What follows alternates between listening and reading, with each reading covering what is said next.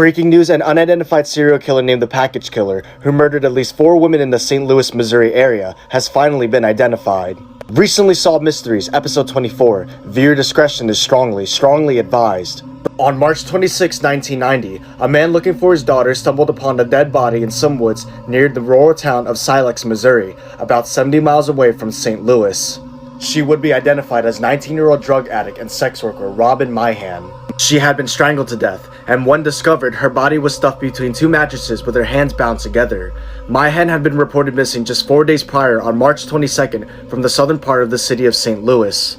3 months later, on June 11, 1990, the nude body of 40-year-old mother of 4, Donna Reitmeyer, was discovered in a rubber trash can on a sidewalk in the neighborhood of Mount Pleasant of St. Louis. Her body was so badly decomposed that the cause of death remains unknown, but signs of violence were located.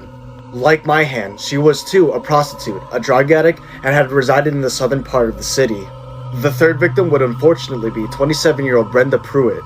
On October 4, 1990, a jogger running along in Maryland Heights, a suburb west of St. Louis, reported a foul odor to city employees that were cutting weeds nearby. The workers searched the area and found decomposed human remains inside a plastic brown 33-gallon trash can on a service road running parallel to Missouri State Route 364. The body had been in such a bad state that the coroner could not identify her as Brenda Pruitt until months later, where they learned that she was reported missing back in May of the same year. 4 months later, on February 7, 1991, the body of a 4th woman was found stuffed in a wooden box along Interstate 70 in another St. Louis suburb named St. Peters.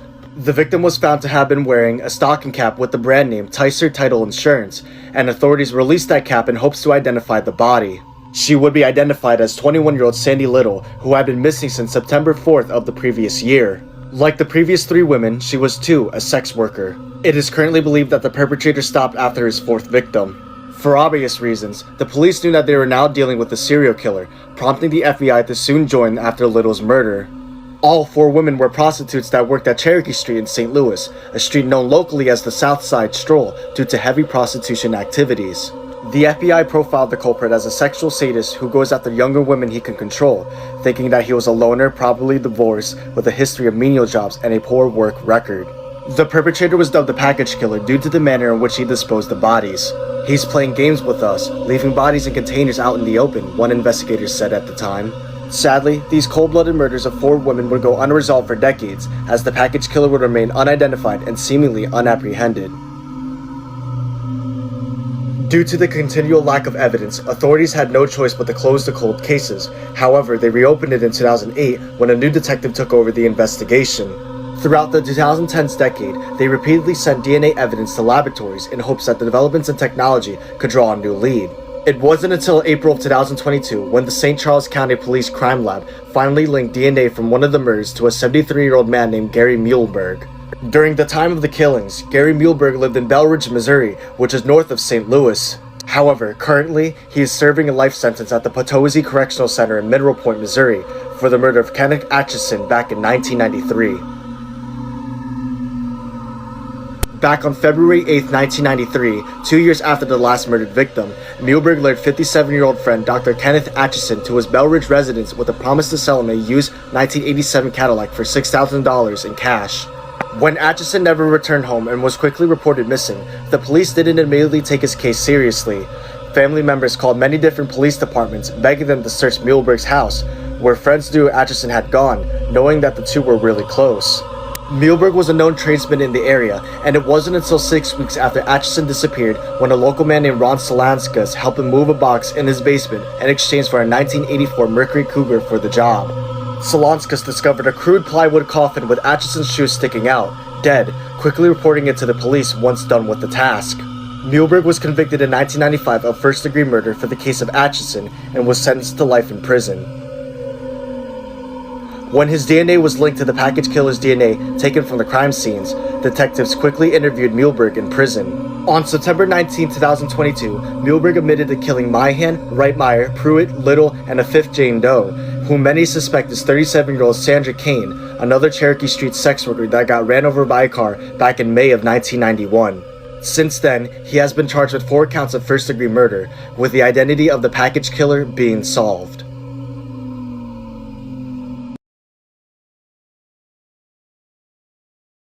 Groundbreaking news, one of Oklahoma's most infamous unsolved murder cases, a 45-year-old triple murder case in fact, has just been resolved. Recently Solved Mysteries, Episode 18, The Oklahoma Girl Scout Murders. Viewer discretion is strongly advised. June 12, 1977 was the first day of Girl Scout camp at Camp Scott in Mays County, Oklahoma. 8-year-old Lori Farmer, 9-year-old Michelle Gus, and 10-year-old Denise Milner shared a tent that was farthest from the camp counselor's tent. Around 7 p.m., a thunderstorm hit the area, which made the girls huddle back to their tent, and in the morning of the next day on June 13th, the camp counselor found a girl's body in the forest. It was soon discovered that the 3 girls had been murdered, with their bodies being stuffed inside their sleeping bags and left 150 yards from their tent. All 3 had been raped, bludgeoned, and strangled to death. During investigation, a large red flashlight was found on top of the girls' bodies, as was a fingerprint in the flashlight's lens, but it wasn't connected to any individual. A bloody footprint of a 9.5 shoe size was also found, and between 2:30 and 3 a.m. on June 13th, a landowner reported hearing, quote, quite a bit of traffic, end quote, on a nearby road. Camp Scott was evacuated and it never reopened. The police had one prime suspect in mind, a man named Gene Leroy Hart. Gene Leroy Hart was a convicted rapist that had been on the loose after he escaped from prison 4 years before this tragedy. Authorities believe that Hart was in the area of Camp Scott when the murders took place, and 10 months later in April 1978, Hart was found and arrested for the crime.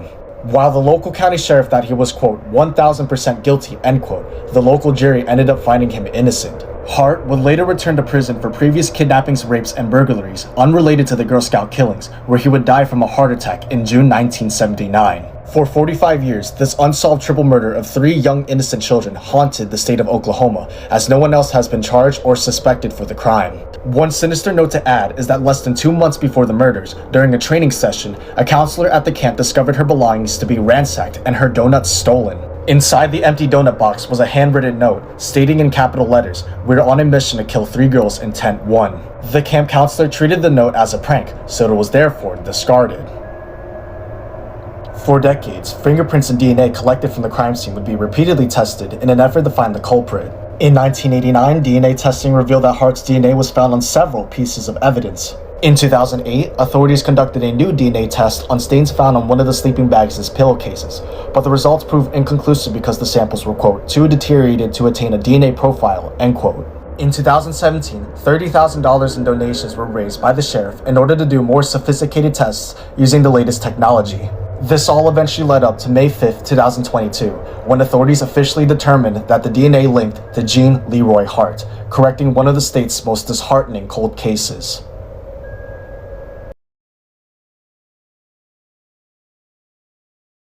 This is what it looks like to F around and find out. At this point, you already know how I feel about chimps. They're chainsaws with thumbs. Chimps will actually commit coordinated and calculated acts of violence. I'm talking premeditated in the first degree. Usually they'll do this against rival troops, but sometimes it be their own mans.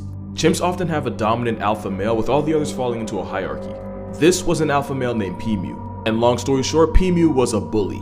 He was a tyrant top dog and asserted his dominance by beating on his underlings.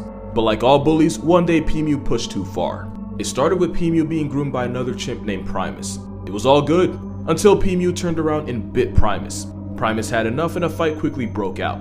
Soon a bunch of other male chimps got involved and basically they jumped P-Mew. Remember, they feared him, but they didn't like him. A couple chimps did try to defend him, but they were quickly chased off, leaving the former leader at the mercy of his troop.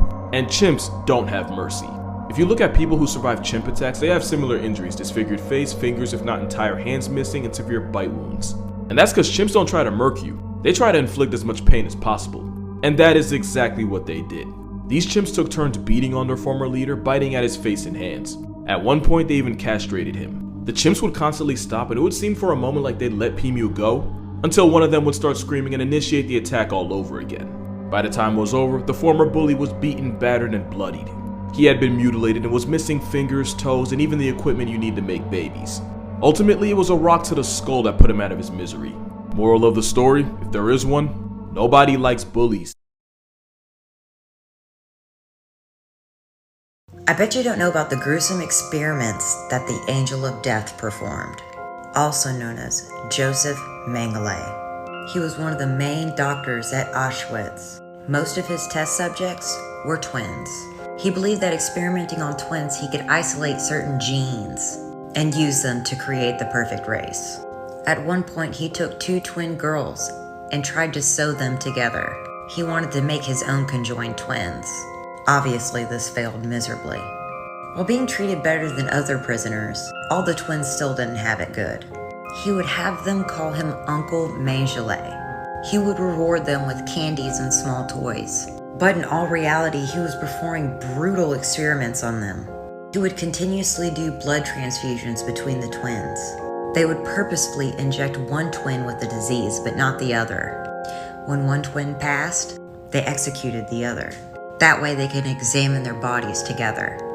Various surgeries and procedures would be performed with no anesthesia, including organ removal, castration, and amputation. After they passed, they would continue to do experiments and perform autopsies on the bodies. He experimented on around 3,000 twins, and only 200 of them survived. The clip you're watching was filmed inside of a Vietnam prison during the American-Vietnam War. Jeremiah Denton, the subject of the video, was forced to go on camera and tell the world how well he was being treated as a prisoner of war. This is what he said. I get adequate food and adequate clothing and medical care when I require it. While filming the video, Jeremiah complained about the bright lights and pretended that they were causing him to constantly blink. But to the trained eye, he was clearly sending a message in Morse code. A message that consisted of only one word. The word torture. Near the beginning of the war, after ejecting from his plane above northern Vietnam, he was quickly captured behind enemy lines and sent to a prison nicknamed Hanoi Hilton. This prison had a reputation for being one of the harshest in the world. His day-to-day life consisted of living in a small, completely barren concrete room, with no windows while being regularly starved and interrogated, which is why he felt the need to risk death or even worse by exposing the conditions he was being held in.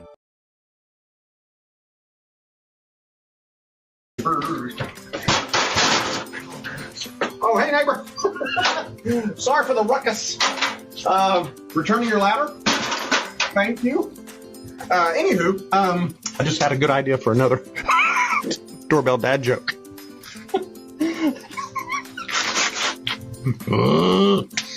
Why do cows have bells? Cowbells. Because their horns don't work.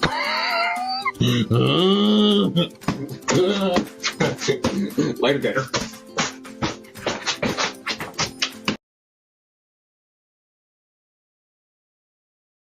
Alright guys, let's talk about the Dear David incident. The Dear David incident is when Adam Ellis tweeted about a ghost haunting him inside of his apartment. He tweeted, "So my apartment is currently being haunted by the ghost of a dead child and he's trying to kill me." He gives very detailed accounts of what he sees during sleep paralysis. He states he sees a child with a dented head and that the child is trying to hurt him. The next day, he dreamed about a little girl and she was explaining who this creature was. She said its name was David. She stated he only appears at midnight and you can ask him 2 questions if you preface it with Dear David, and if you ask him a third, he kills you. Before he got photo proof of David, he drew a sketch of a dented-headed child. Then one day he managed to snag this picture and this picture. Even his 2 cats were gathering by a door where he saw David. They could just tell something was on the other side. In one instance, he went to take a Polaroid of his lit hallway and it was completely dark. A user found this face inside of it though. This man had a plethora of evidence and posted it all on Twitter. Comment for part 2. How spider season looks like in Australia. All hands hoist the colors high. Heave ho, thieves and beggars, never shall we. One of the world's scariest animals just got a whole lot scarier, and Planet of the Apes is slowly becoming non-fiction. Because apparently chimpanzees are out here murking gorillas. Scientists in 2021 witnessed a troop of chimpanzees basically jumping a family of gorillas. And when I say gang, we're talking about almost 30 chimps pressing a family of 5. Keep in mind a silverback can weigh up to 400 pounds and could probably bench press your car. And according to witnesses, the silverback was eating chimps left and right like they were paper mache. But eventually the chimps overwhelmed the bigger silverback and even kidnapped a baby gorilla. I'm not going to tell you exactly what they did, but that family of 5 became a party of 4. And it wasn't even the last time. Because later that year, scientists watched the same group of chimpanzees do the same exact thing. Square up with a family of gorillas, kidnapped a baby, and erase its name from the gorilla census. And it's not like we didn't know chimps were about that. They often hunt bush babies and vervet monkeys, and we've even seen them use weapons like spears to do it. But it's one thing to hunt something that weighs like 5 Skittles. Going gorillas is another tier of Black Air Force activity, which is why I'd rather be locked in a room with a jaguar than a chimp. Mom? Mom, what's wrong? Mom? Mom, what's wrong? Mom, are you okay, Mom? Mom?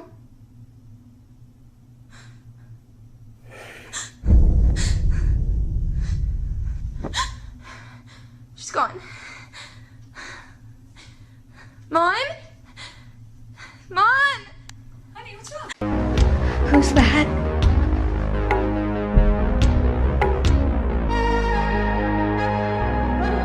Who's coming? ¿Quién viene? ¿Quién viene? Hangman's coming. What the hell?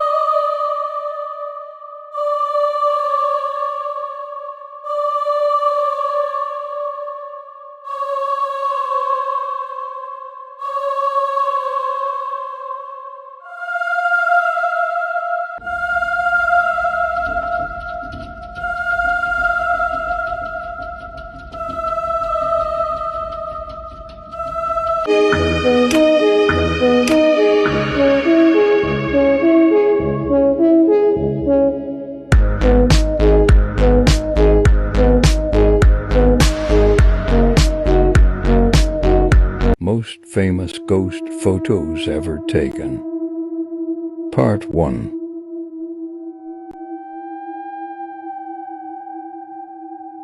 Walter Ferguson. Taken in 1968, the photo shows Robert A. Ferguson delivering a speech, with the ghost of his deceased brother Walter leaning over his shoulder. A terrifying visitor, taken in the 1950s of a happy family sitting at a table. Little did they know, a terrifying guest was hanging from the rafters.